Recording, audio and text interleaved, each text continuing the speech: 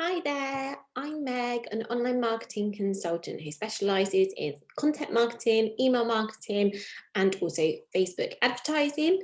Um, Thank you for joining me for my mini training on how to use Airtable as a content planner. So this is something that I do in my own business and I find it really useful. It's something I discovered a month or so ago and it absolutely revolutionised the way that I plan content. So I'm just going to walk you through it and how you can do it. It's completely free, so you can go away and set it up today. So first things first is if you head to airtable.com, you'll just need to set up your own account. And after you've done that, then you will come to this page, which is kind of like your bases, and it allows you to set up a workspace, which is free. And then within that, you can have different bases. So this is my content store that I have for my business, but I'm just going to show you from a blank one from scratch so that you can see how to build it. So add your base. You can click in here. If you click at the top of the page, you can change the name and select the color. You can select different icons as well to have on your base. And basically it will set you up with this standard table over here in grid view. Now, these are your different columns, and you'll see later how these feed into what we're building. So what we want to do initially is add in calendar view down here at the bottom. So you just click the plus and then it'll add in a calendar. Now choose a date field. So what you want to do is you want to create a date field for when you're going to post that content. So this will kind of act like your calendar. So I'm going to call this here content, content posting date. And then you can change the format, depending on what you'd like. And also you can include a time field as well if you want to. So we'll pop that in there and press create field and then press done.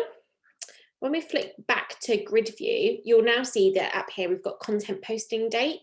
And in here, when I double click, it will give me a little calendar that will pop out.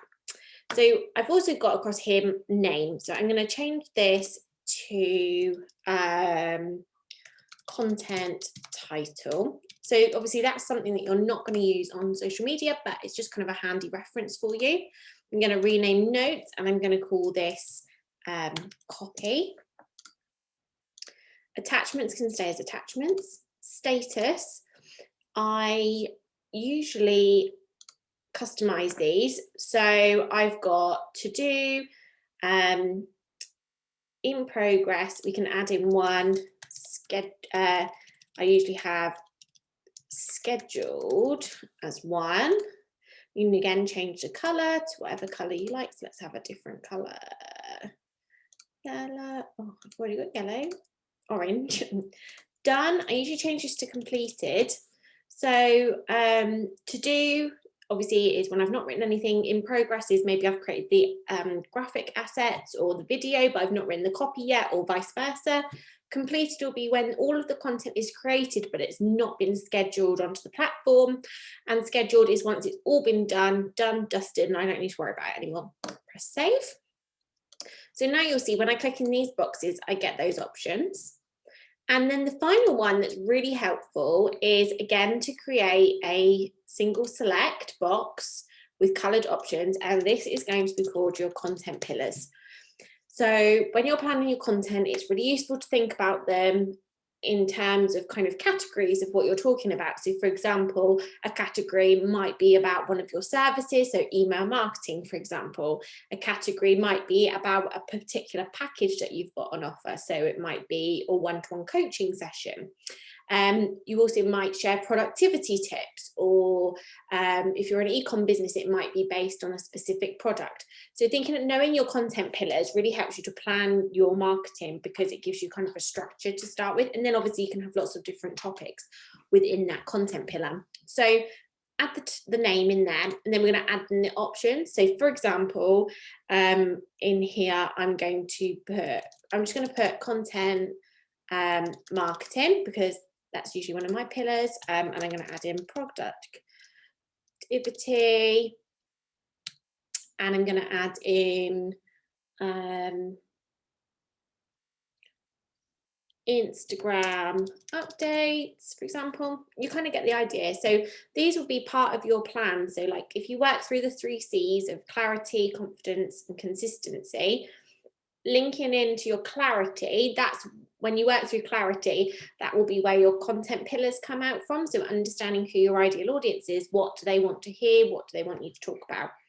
So press create field and you can see now that it's up there. Now what you can do is then you can drag them across. So I usually have status on this side, and I then usually pop attachments in the middle, and you'll see what attachments will look like in a moment. So then what we're going to do is we're going to flick back to calendar.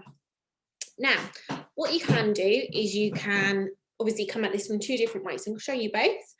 So what you can do is you can select a date. So let's say I want to post something tomorrow. Literally come to the 14th, you click the plus icon, then you expand the record.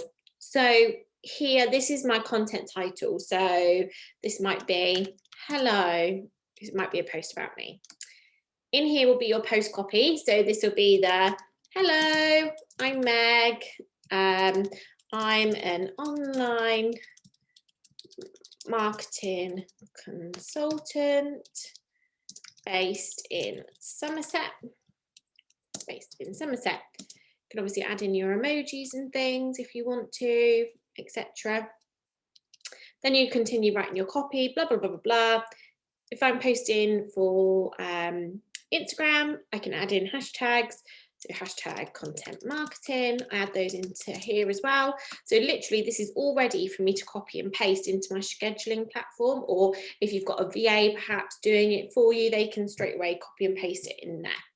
Then you've got your attachments. So I was saying before on the grid view, it didn't look like much, but here it does. So we attach a file. So this will be where I'm going to insert an image. So let's just find an image quickly. One of these will do, that one I'll do. So there's a picture of me, and then I upload. You can obviously upload multiple images. I use it like for carousels and things like that. I think you can also upload if you're going to share like a PDF, for example, as a lead magnet, a video you can upload. So basically we're putting this all in one place so that it's just that one place that you need to go to, and it's a record for you so you can repurpose it later on. So you'll see that that will appear there in a moment. So if I finish writing my copy and everything, then I can say that this is completed. And then underneath here is going to be, so it's already selected my day, obviously when we went to calendar, posting time. So I'm going to post this, let's say I would like it at 7 PM, so I know. Content pillar, I can then decide which content pillar this fits into. So does this fit into content marketing, for example? If I was then going to go on and talk about something to do with content marketing, I'd select that. Then all you need to do is you just click the cross off, it automatically saves. You'll see now that it appears here on your calendar. And if we flick back to grid view, you will see now, here we are, content title, the copy, the content pillar it was in, the attachment, when it's due to be posted, and its status. So you can view them in different ways. Again, you know, if we add in another one, so just add in another test one, test, just to show you kind of what that might look like. Add another image a second. Right, let's add in my 3 C's. There we are. Status. Okay, this one's in progress because I've maybe not finished the copy. I decide when I want to post it. Okay, so I'm thinking at 3 o'clock on that day. That goes into content marketing as well. I click the cross and you'll see that then it appears here. If I flip back to grid view, you'll see again content pillars. This one is in progress, so I know that I might need to continue to update this until it's ready, etc. What is also really, really useful about this is obviously that you can order them by date. So you can select in here, sort in order of date. You look on the calendar.